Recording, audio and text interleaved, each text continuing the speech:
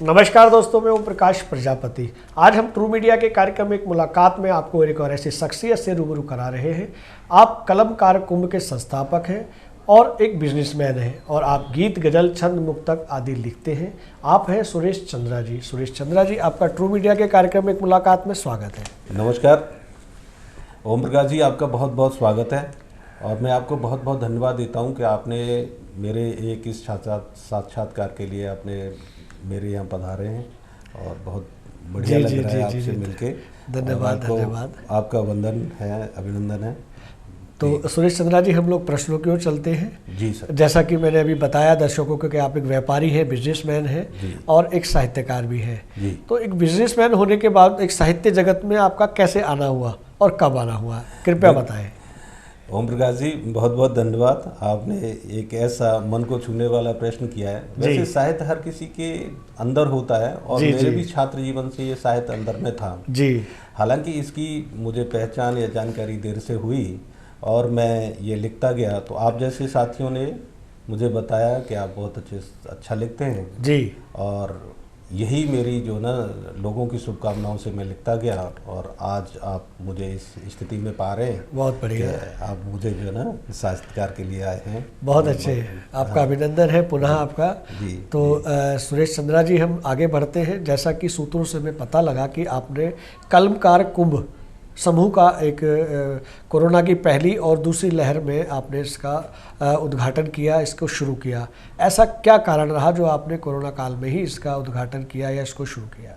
जी ओम प्रकाश जी, आपने सही प्रश्न किया है जी। और जैसा कि वैश्विक महामारी थी, सब लोग घरों में कैद हो गए थे जी। और मुझे तो एक जीने के लिए एक बहुत अच्छा साधन मिला हुआ था, अंदर एक कला थी जी। तो हम लिखते गए और इसी प्रेरित भाव से कुछ और कलमकारों को हमने मन से जोड़ा जी। और आपकी कृपा से आज हजारों की तादाद में कलमकार, एक प्रसिद्ध कविगण हमारे कलमकार कुंभ परिवार से जुड़े हुए हैं जी। और ये बहुत बड़ी खुशी की बात है।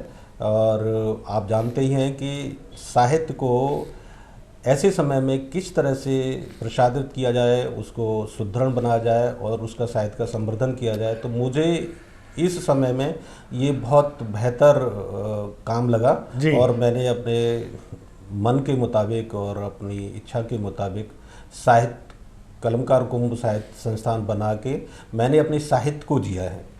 बहुत अच्छी जानकारी आपने दी सुरेश जी।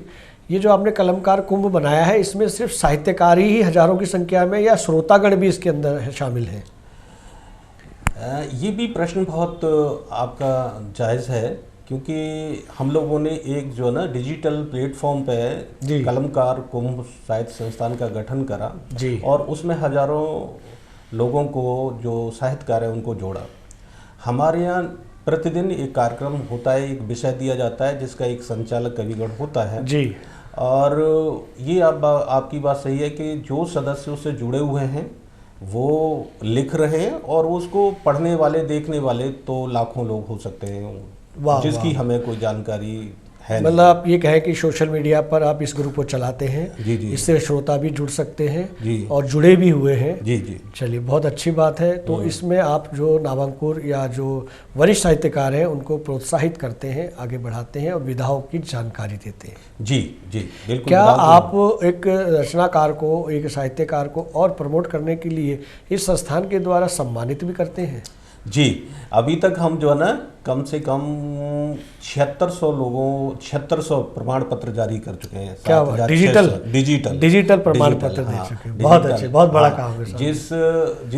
जिस भी कलमकार की एक अच्छी रचना होती है उसको उस विषय पर एक जो है प्रमाण पत्र देके उसको सम्मानित किया जाता है जी जी। और भविष्य की योजना तो भविष्य के गर्त में है, पर ऐसा कुछ जरूर करेंगे कि हम आमने सामने लोगों को सम्मानित करेंगे जी जी जी। उनके लिए काम करेंगे, उनके साहित्य के संवर्धन के लिए। सुरेश चंद्रा जी, एक मन में एक जिज्ञासा, एक सवाल, प्रश्न आ रहा है जी जी। कि जिस तरह से आप साहित्यकारों को प्रोत्साहित करने के लिए उन्हें सम्मानित करते हैं और आपके पटल पर जो है श्रोता भी काफ़ी जुड़े हुए हैं जी जी। तो वो श्रोता आपके टिके रहें, रुके रहें, मेरे जैसे श्रोताओं को भी सम्मानित करना चाहिए ताकि आपके कलमकार कुंभ से जुड़े रहें और वो और श्रोताओं को भी बताएं कि आप यहाँ से जुड़ेंगे तो आपको बहुत कुछ सीखने को मिलेगा। जरूर जरूर, ये जो है ना मेरा सौभाग्य होगा। ओम प्रकाश जी, आप तो बहुत ही प्रतिष्ठित आप चैनल के धनी हैं और लाखों लोगों तक आप हमारी बात पहुंचा रहे हैं। और मेरी नहीं, आपने बहुत साहित्यकारों को संवर्धन प्रदान किया है, एक संबल प्रदान किया है। जी जी। और जरूर साहित्य संस्थान के माध्यम से हमारे जो कलमकार कुंभ साहित्य संस्थान की जरूर से हम निकट भविष्य में आपका सम्मान जरूर करेंगे। नहीं, मेरा सम्मान नहीं, मेरे जैसे श्रोताओं का। आप जैसे श्रोताओं का जरूर जरूर जरूर जरूर। चलिए सुरेश जी, हम आगे बढ़ते हैं जी। जैसा कि मैंने श्रोताओं को बताया कि आप गीत, गजल, छंद, मुक्तक आदि लिखते हैं, तो मैं निवेदन करूंगा कि ट्रू मीडिया के दर्शकों को कोई आप अपनी पसंदीदा रचना उनके सामने प्रस्तुत करें। देखो ओम प्रकाश जी, आपके पास भी इस समय कम है, पर मैं बहुत छोटी छोटी 2-3 लाइन आपके समझ पढ़ता हूँ। जी जी। एक बहुत छोटे बहर की गजल थी जो काफ़ी पसंद की गई जी, कि बेशक बहुत मशहूर हूँ पर आपसे कब दूर हूँ।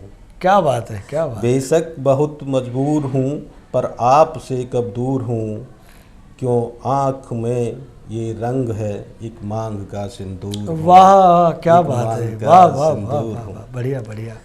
तो बहुत अच्छी रचना है। एक गीत लिखा था कुछ दिन पहले और उसके बोल थे कि खुली खुली नीली आँखों में सब चांद सितारे डूब गए। वाह।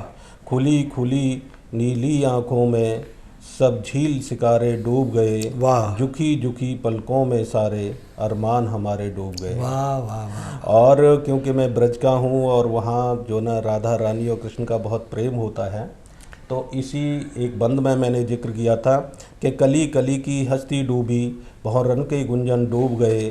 चमन सुमन की हस्ती डूबी, बादल अंजन में डूब गए। और मेरी क्या हस्ती बनती है, केशव राधा में डूब गए। बहुत बढ़िया, बहुत बढ़िया। ये कहें कि आपने ये रचना सुनाकर होली का आगाज कर दिया। जी जी। चलिए, तो गज़ल तो बहुत लिखी हैं मैंने, लगभग जो ना 1000 गज़ल लिख ली होंगी अभी। वाह वाह। और सारी बहर में हैं। और एक मतला और एक शेर सुनाता हूँ आपको। जी, स्वागत स्वागत। कि पीर भी मुझको पराई ही नहीं लगती। वाह। पीर भी मुझको पराई नहीं लगती, मर्ज ऐसी है दवाई नहीं लगती। वाह, क्या शेर है साहब, बढ़िया। मर्ज ऐसी है दवाई नहीं लगती, बढ़िया। और कत्ल करके नैन से चैन तुमको है। समझ रखता है कि कत्ल करके नैन से चैन तुमको है शुक्र है कोई दफा भी नहीं लगती। बढ़िया बढ़िया, क्या कहने क्या कहने क्या कहने। तो चंद्रा जी, हम आगे आप बढ़ते हैं कि जिस तरह से आपकी हजारों गज़लें लिख चुके हैं आप, दोहे, गीत, गज़ल सब लिख चुके हैं, तो आपकी पुस्तकें कितनी प्रकाशित हो चुकी हैं?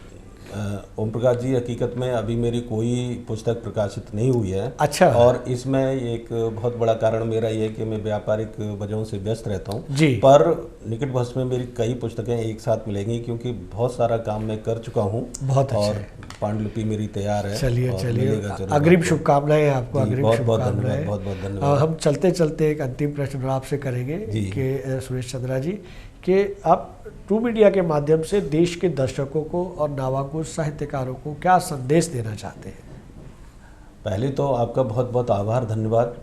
और मेरे नवांकुर साहित्यकारों के लिए मेरा एक ही संदेश है कि आप लोग जो ना इस वैश्विक महामारी आपने देखी है जी, और सारे विश्व ने ये भोगी है जी, तो आप अपनी प्रकृति से जुड़े रहो, संस्कृति से जुड़े रहो और साहित्य के दर्शन करते रहो। साहित्यकारों की जो लिखी हुई चीज़ें उनको पढ़ते रहो, इससे आपको भी लाभ होगा और साहित्यकारों का मार्गदर्शन आप तक पहुंचेगा। बहुत बढ़िया सुरेश चंद्रा जी, आपने ट्रू मीडिया के कार्यक्रम में एक मुलाकात के लिए इतना बेशकीमती समय दिया, इसके लिए बहुत बहुत धन्यवाद। आपका भी बहुत बहुत धन्यवाद और मैं आभार व्यक्त करता हूं ओम प्रकाश जी कि आपने अपने इतने बड़े प्लेटफॉर्म पर हमें इन्वाइट किया और हमारी बात आपने जन जन तक पहुंचाई, इसके लिए दिल से आपका आभार है। बहुत बहुत धन्यवाद है आपका। जी धन्यवाद, थैंक यू।